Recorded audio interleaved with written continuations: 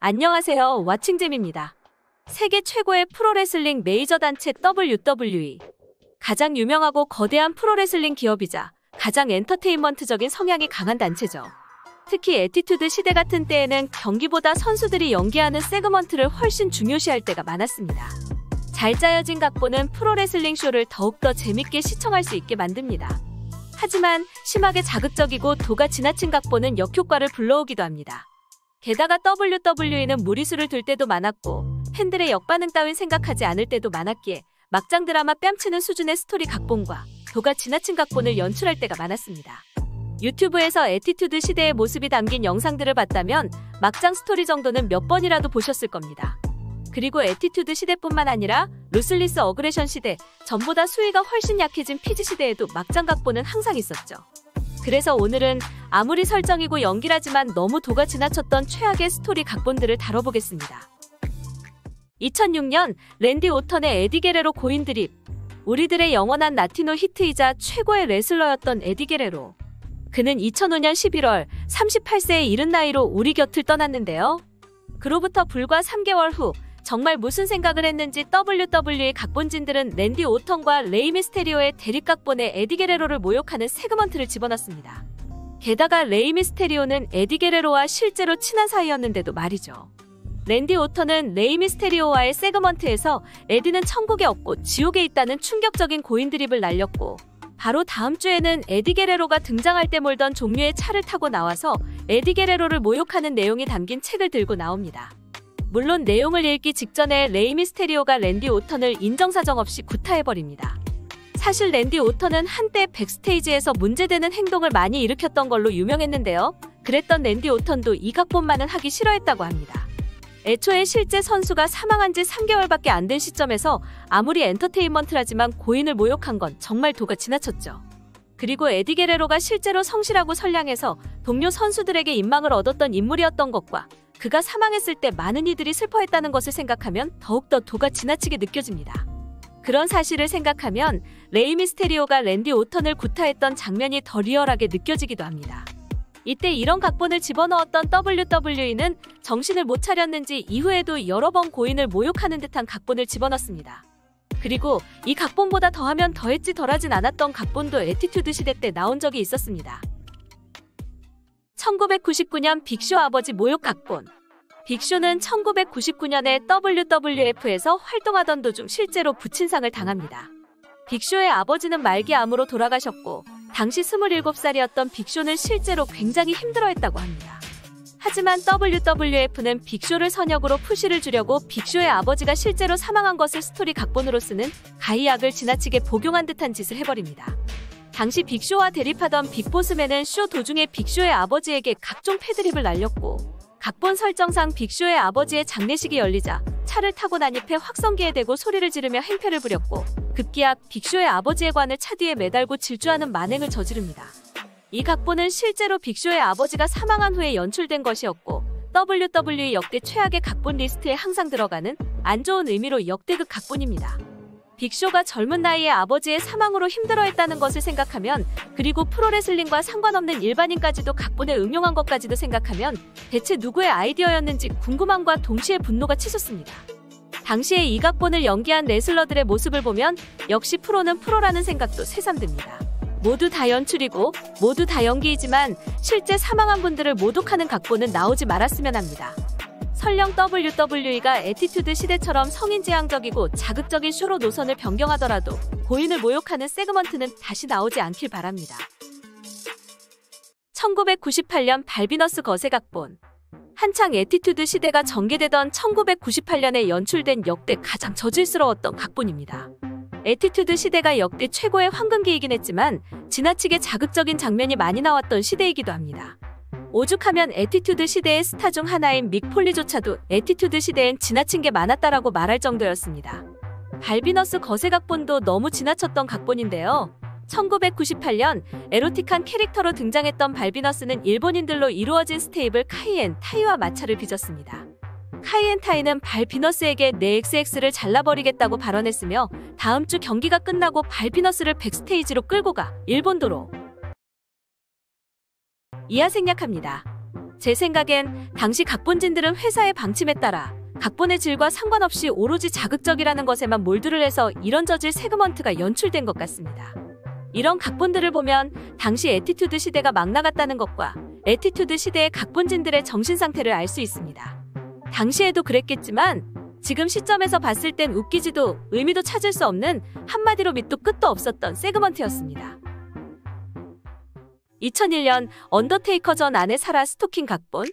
이 각본도 역대 최악의 각본으로 손꼽히는 각본이며 이 각본으로 득을 본 선수는 아무도 없었습니다. 일단 각본의 시작은 누군가가 언더테이커의 실제 부인이었던 사라를 스토킹하는 비디오를 몇 주 동안 쇼 도중에 내보내는 것으로 시작됐는데요. 언더테이커는 직접 범인을 찾았으나 나중에 범인이 스스로 정체를 드러냅니다. 바로 WCW의 피플스 챔피언이라고 불린 DDP였죠. DDP는 WCW의 대표적인 스타였기 때문에 처음에 정체를 드러냈을 땐 환호를 받았으나 사라를 스토킹한 이유가 WWF에서 주목받고 싶어서라고 밝히자 관중들의 반응은 식어버렸습니다. 게다가 그 후에 파괴의 형제에게 일방적으로 당하면서 캐릭터만 망가지게 됩니다. 게다가 언더테이커도 아무런 득을 보지 못했습니다. 2001년 당시의 언더테이커는 경기력이 좋지 않았고 이 스토킹 각본까지 더해지면서 결국 2001년 레슬링 옵저버 올해의 과대평가된 레슬러 부문에 선정되게 됩니다. 결국 사라 스토킹 각본은 막 나가는 스토리에 설득력 없는 이유, 그리고 WCW의 최고 스타였던 DDP와 레전드 언더테이커의 위상을 흠집냈기 때문에 최악의 각본으로 남고 있습니다. 2005년 에디 게레로, 레이 미스테리오, 도미닉 미스테리오의 내가 네 아버지다 각본. 2005년 에디 게레로는 레이 미스테리오를 배신하고 악역으로 바뀌게 되는데요. 하지만 워낙 에디 게레로가 인기 있는 선역이었기 때문에 관중들은 에디 게레로가 악역으로 바뀌었음에도 그에게 계속 환호를 보냈습니다. 그래서 WWE 각본진은 한국 막장 드라마에서나 볼 수 있는 각본을 투입하는데요. 바로 현재 도미닉 미스테리오라는 이름으로 활동하는 레이 미스테리오의 실제 아들 도미닉을 스토리 각본에 집어넣었던 것입니다. 레이 미스테리오와 도미닉이 링 위에 올라와 있을 때 에디 게레로가 끼어들어서 충격적인 발언을 합니다. I'm your father, Dominic. 이런 막장 각본을 도입하고 나서야 에디 게레로의 환호가 줄었고 둘은 도미닉을 사이에 두고 대립하게 됩니다. 페이퍼뷰 썸머슬램에서 도미닉의 양육권을 두고 레이 미스테리오가 승리했으며 그 다음 스맥다운에서 철창 매치를 치른 끝에 대립이 끝나게 됩니다. 에디 게레로의 환호를 줄이기 위해 연출된 각본이긴 하지만 실제 아들을 출연시켜놓고 내가 네 아버지다라고 주장하는 각본은 도가 지나쳐 보였고 WWE 역사상 최악의 각본 중 하나로 남게 되었습니다. 그래도 이런 각본을 성실하게 그리고 악독한 연기로 수행한 에디 게레로의 능력이 정말 대단해 보이기도 합니다. 2002년 KTV 각본. 2002년 10월 로우에서 월드 헤비웨이트 챔피언 트리플 H와 케인이 대립을 하게 됩니다. 이때 연출된 각본은 단순히 저지를 넘어서 심하게 도가 지나쳤던 각본이었는데요. 트리플 H는 로우쇼 도중 난데없이 케인이 여자친구였던 KT 빅을 살해했다는 폭탄 발언을 했고 한술 더 떠 바로 다음 주에는 케인이 KT 빅의 시신을 범했다는 더욱더 충격적인 발언을 합니다. 죽였다는 설정도 납득이 안 가지만 TV로 방영되는 저질 드라마도 아닌 15금쯤 되는 프로레슬링 쇼에서 이런 스토리가 연출됐다는 게 정말 신기하고도 어이없습니다. 게다가 다음 주 트리플 H는 한 비디오를 공개했는데 이 영상 때문에 이 각본의 저질스러움은 더욱 심화되게 됩니다. 관에는 KT 빅을 재현한 마네킹이 들어있고 트리플 H가 케인의 가면을 쓴 채 KT 빅에게 얘기를 하다 옷을 벗고 시신과 성행위를 하는 듯한 장면이 담긴 비디오였습니다. 정말 할 말이 없어지네요. 결국 이 대립은 로우에서 케인과 트리플 H의 캐스킨 매치로 끝이 나게 됩니다. 후에 전 WWE 각본진들이 밝힌 사실에 따르면 이 각본은 WWE의 회장 빈스 맥맨이 처음 구상한 각본이었고 케인이 KT 빅 시체에게 몹쓸 짓을 했다라는 내용의 각본은 빈스 맥맨, 스테파니 맥맨, 트리플 H 이 3명만 알고 있었다고 합니다. 한편의 저질 싸구려 드라마 혹은 인터넷으로 비정기 연재되는 19금 소설 같은 이 각본은 역사상 최악의 각본으로 반드시 순위에 오르는 최저급 각본이었습니다. 2002년 말부터 2003년까지 의붓 엄마 대 의붓 딸 각본. 이 각본 역시 역대 최악의 각본 중 상위권에 반드시 랭크되는 막장 각본이었는데요. 2002년 말 스맥다운, 토리 윌슨의 실제 아버지인 알 윌슨이 스맥다운 백스테이지에 찾아옵니다. 그런데 경기를 끝낸 토리 윌슨이 백스테이지에서 알 윌슨을 찾았는데 정말 어이없게도 당시 60이 넘으셨던 분이 덤마리와 샤워를 즐기고 계셨습니다. 토리 윌슨은 당연히 덤마리와 만나지 말라고 호소했으나 알윌스는 덤마리와 계속해서 만났고 급기야 스맥다운에서 각본상 결혼식까지 치르게 됩니다. 그것도 둘 다 노출을 한 상태에서 말이죠. 그렇게 신혼여행까지 떠나는 두 사람. 그러나 알윌스는 신혼여행에서의 무리한 성관계로 인한 심장마비로 각본상 사망을 하게 되고 그 후 알윌슨의 장례식까지 열리게 됩니다. 실제 아버지를 데려다가 이런 막 나가는 스토리를 잘도 구상했네요. 그리고 덤마리는 알윌슨의 시신이 있는 관 앞에서 토리 윌슨에게 물건까지 집어던지게 되고 두 선수는 2003년 페이퍼뷰 로얄 럼블에서 의붓 엄마 대 의붓 딸이라는 주제로 경기를 가집니다. 실제로 토리 윌슨의 부친인 알윌슨은 2019년 실제로 사망했습니다. 어쨌든 전부 다 각본이고 전부 다 연기지만 토리 윌슨보다 딱 5살 많은 덤마리가 토리 윌슨의 의붓 엄마가 되고 실제 부친인 알윌슨은 신혼여행을 간 직후에 무리한 성관계로 인한 심장마비로 사망하게 됐다는 이 각본은 정말 너무나도 어처구니가 없었던 스토리 같습니다. 이 스토리는 너무 어이없어서 이 영상을 보시는 여러분들이 직접 찾아보시는 게 나을 것 같습니다. 이렇게 WWE 역사상 최악의 막장 각본들을 살펴봤는데요.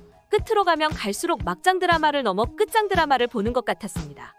물론 수위가 어느 정도 있는 게 재밌을 수도 있지만 오늘 다뤄본 각본들은 수위가 너무 지나쳤다는 생각이 듭니다. 무작정 자극적이거나 선정적이거나 막 나가는 스토리보다는 팬들을 진정으로 납득시키고 몰입하게 만드는 각본이야말로 제대로 된 각본이라고 할 수 있다고 생각해봅니다. 세계 최대의 프로레슬링 단체이면서 방송에서 프로레슬링이라는 단어를 못 쓰게 할 정도로 엔터테인먼트를 내세우는 WWE. 2010년대 후반에 들어서 엔터테인먼트 쪽으로도 우리를 예전만큼 즐겁게 하지 못하고 있습니다.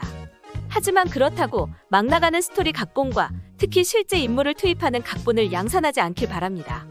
WWE가 스토리 각본을 만들 때 팬들의 역반응을 생각하길 바라면서 영상을 마칩니다.